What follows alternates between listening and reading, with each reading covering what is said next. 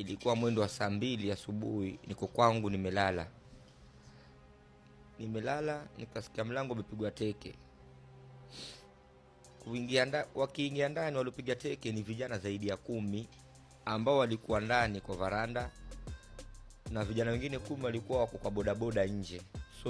Welcome back to Trending Peeps. Today we are deep diving into a story that's taken over Mombasa's political scene, raising eyebrows, triggering protests, and leaving us all wondering what's really going on with Bruce. If you've been online recently, let's say about 2 weeks ago, you must have seen Justice for Bruce or the hashtag trending everywhere.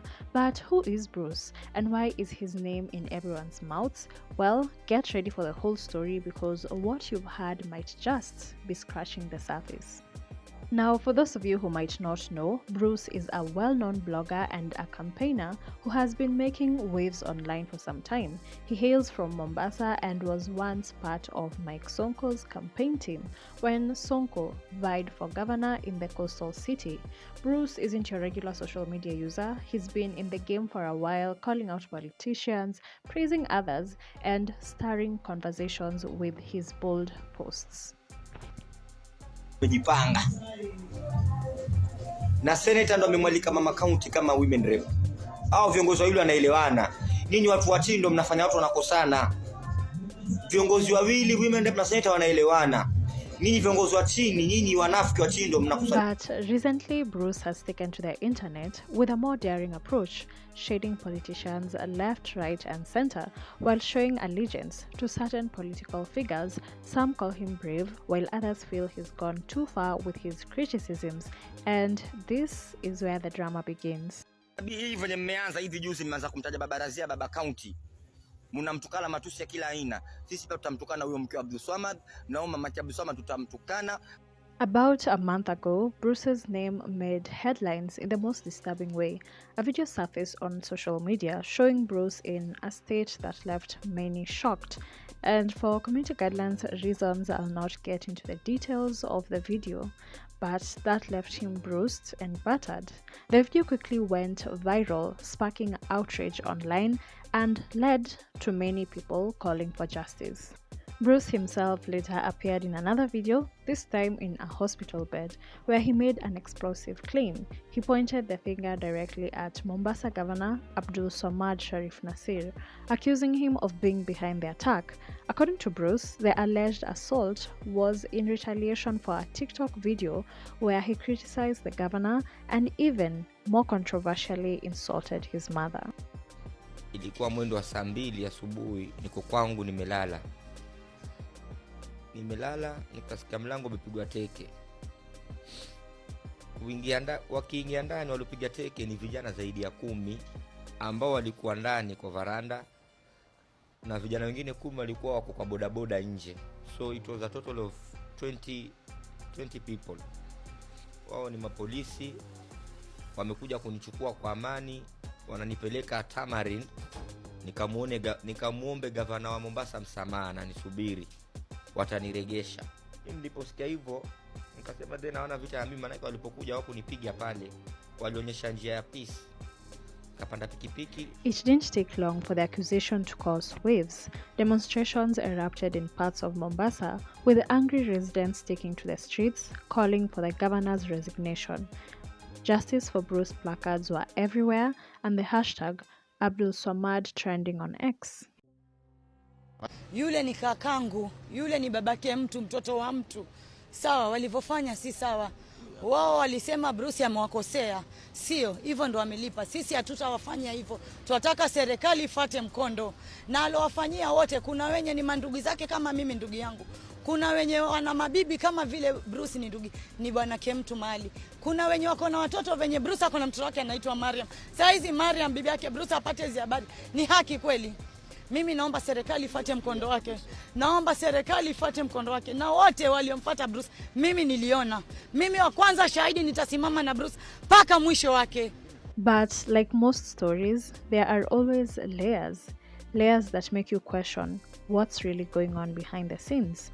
Not too long after the protests kicked off, new details began to emerge. Sources close to Bruce started telling a different story.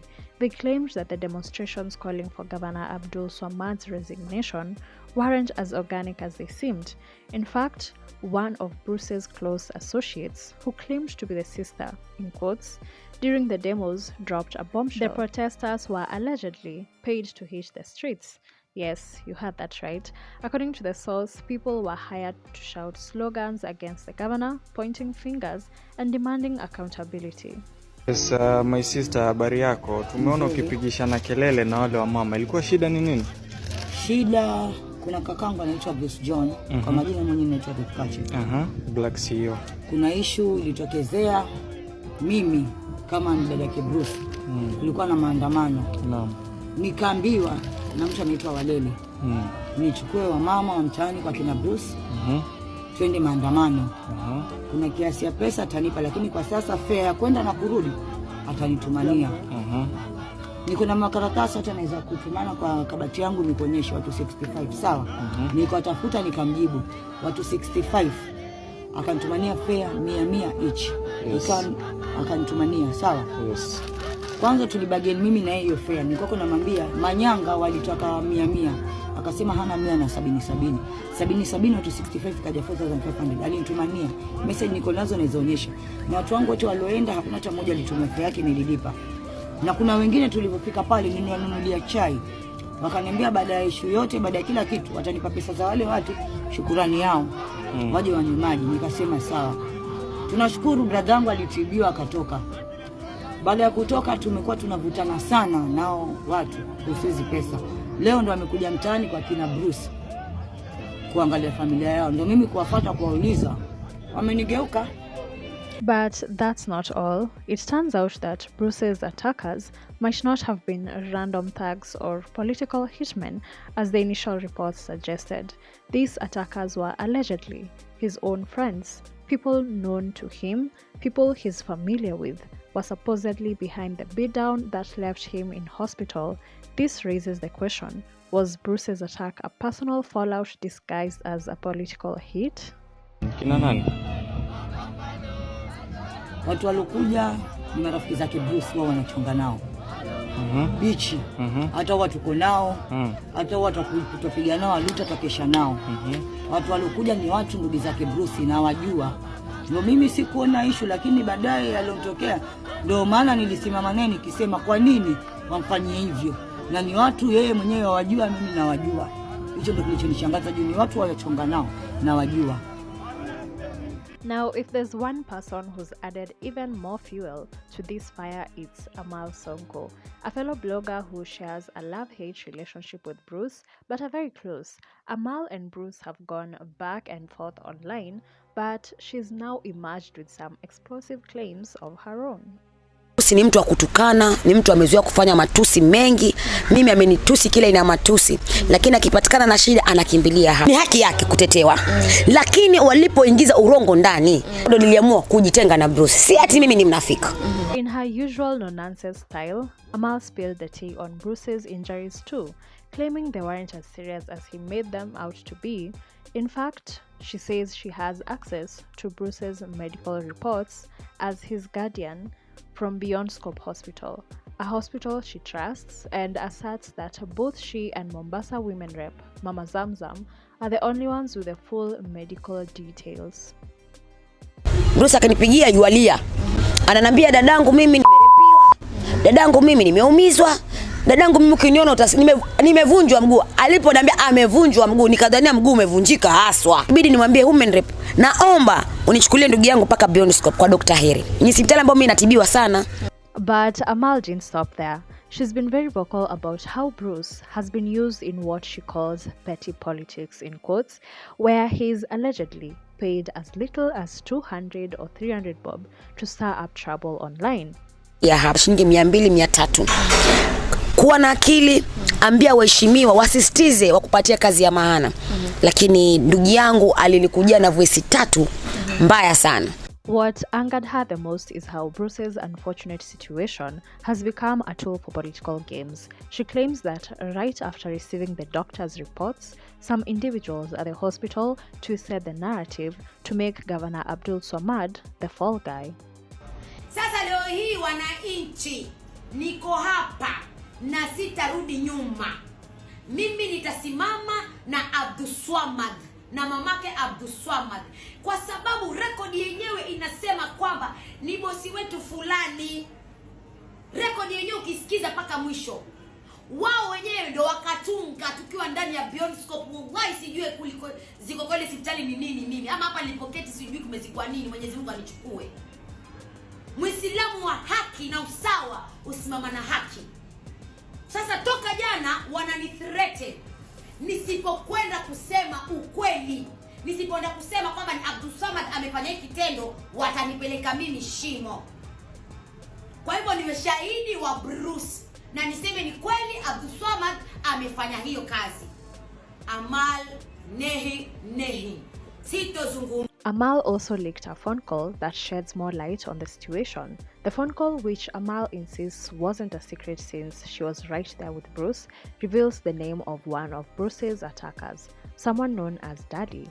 When pressed on whose orders Daddy was acting on, he refused to give names, leaving even more mystery surrounding this case. Adding another twist to this complex saga, Amal named Sabrina, a former employee of ex-President Uhuru Kenyatta and activist Michael Nato, who unsuccessfully vied for the MCA seat under the UDA party in 2022 as the alleged masterminds behind the protests calling for the governor's resignation. Sisi tuna evidence ya watu ambao waliona hawa watu wa county askaris baada kurelease tu ile video tu kuhusu governor. Hawa ambao it's confirmed ni county from the county inspectorate walichukua ile kijana under the full glare ya hawa neighbors ambao wako hapa. According to Amal, Sabrina even failed to fully pay the protesters, leading to leaked audio clips of her clashing with the demonstrators while at Bruce's home. Hapa nikiongea na wewe, sisi watu hatufanyi mambo vile unafikiria. Kila mtu shilingi 300. Nikakuuliza ulikuwa na watu ngapi? Uliniambia ulikuwa na watu wangapi? 55. Uliniambia 38. Sema ukweli. Mamangu alikuwa.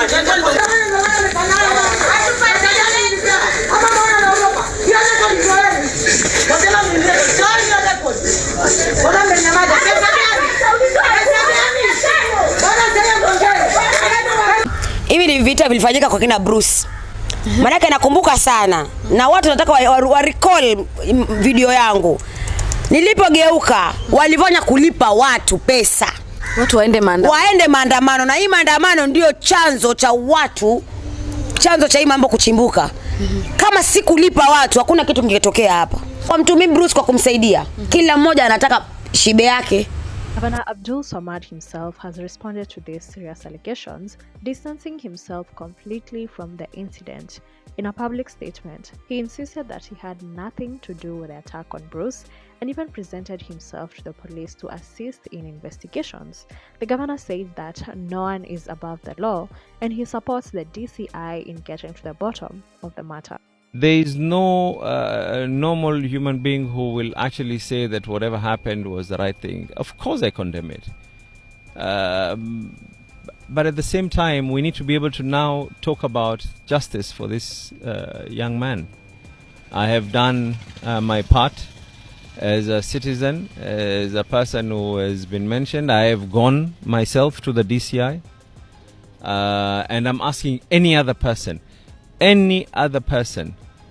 if we want justice for this young man, the best we can be able to do is anyone who has any form of information to please reach out to the DCI. These are things that we do not want to see, not just in Mombasa, but anywhere in this country. These are things that should not be seen. As the drama unfolds, more political heavyweights have weighed in on the situation. Nyali MP Mohammed Ali expressed his views on the controversy, adding his unique spin to the story. His statements have only fueled the ongoing debate about who's really behind Bruce's attack and what this means for the political landscape in Mombasa. Makosa amemtukana mama Abdul Swamad, amemtukana Abdul Swamad gavana wa Mombasa, lakini kuna njia za kufuata za kikatiba. Kuna kwenda kumshtaki, kuashikwe, apelekwe mahakamani, achukuliwe hatua za kisheria. Matusi ya Bruce ni mazito, ni kumchukulia hatua za kisheria, lakini sio kumshika kama mwizi, kumpeleka kwenye misitu. Those alleged to have been involved in Bruce's tragic incident were arrested and detained till the hearing of the case, which was on 14th October. However, the case is still ongoing and is said to probably take about 6 months. So, where does Bruce stand in all this? According to recent reports, Bruce is recovering well, though he has been noticeably absent from social media since the incident.